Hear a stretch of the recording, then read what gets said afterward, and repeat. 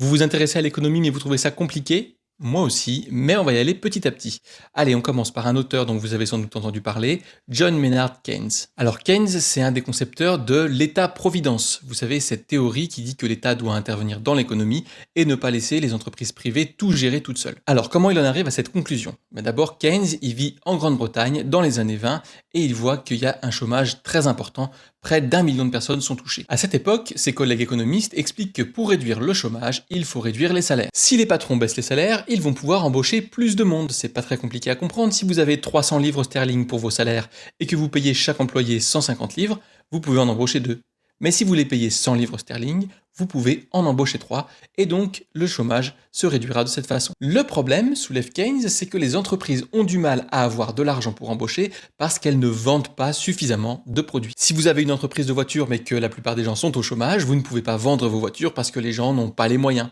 Et donc votre entreprise automobile va galérer. Et là, Keynes, contrairement à ses collègues, dit que le problème peut durer indéfiniment.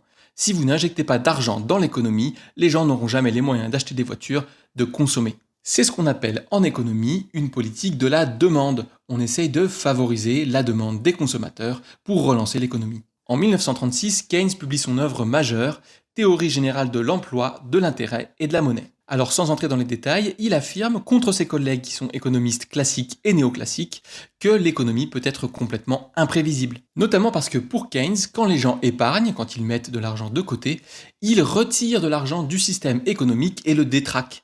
En fait, il faut les inciter à nouveau à consommer. Donc vous voyez un peu le tableau qui se dessine là. En fait, Keynes, c'est quelqu'un qui pense que la consommation est l'un des principaux moteurs de l'économie. Et quand l'économie ne fonctionne plus, si vous laissez les entreprises privées tout gérer toutes seules, ça peut durer indéfiniment. Et donc qu'est-ce qu'il faut faire? Il faut utiliser la machine de l'État pour relancer l'économie. Par exemple, avec une politique que Keynes apprécie particulièrement, qui est la politique des grands travaux. Par le moyen de l'État, vous lancez de grands travaux, vous embauchez des gens, vous les payez correctement pour le travail qu'ils vont faire, et d'un seul coup, les gens vont se mettre à dépenser ce salaire, et donc relancer l'économie en achetant des trucs.